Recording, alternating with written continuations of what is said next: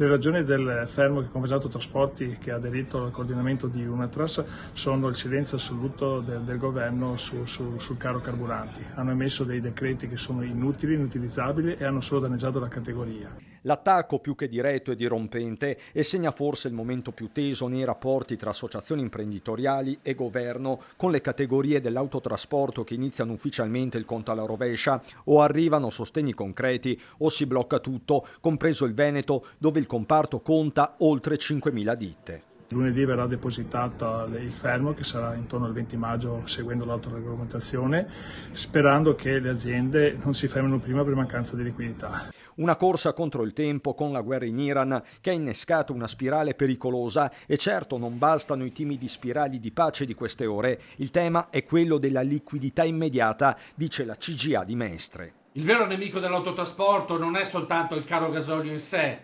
quanto lo sfasamento temporale tra pagamenti e incassi. Mentre il pieno di carburante va saldato immediatamente alla pompa o comunque entro scadenze settimanali o quindicinali, le fatture per i servizi resi vengono invece liquidate a 60, 90 o addirittura 120 giorni. Si devono quindi anticipare cifre enormi, e questo su bilanci vincolati. Paolo Marcon, presidente della Confartigianato Trasporti di Treviso, sta presto a fare i conti qui tra i camion della sua azienda a Ponte di Piave. Il carburante fa parte del 30% dei nostri costi, perciò con gli aumenti recenti del 25% vuol dire che sulle nostre tariffe siamo intorno all'8-9% di puro aumento. Troppo importante per sopportarlo direttamente con le nostre aziende.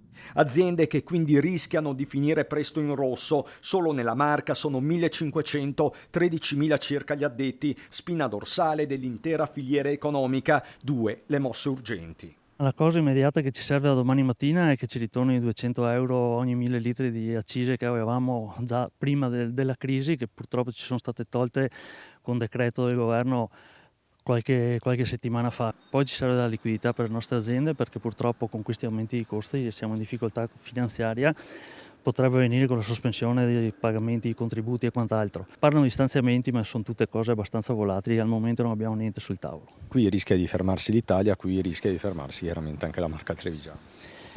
Su ruota gira l'84% delle merci non solo di Treviso ma a livello nazionale, perciò capiamo quanto importanti siamo.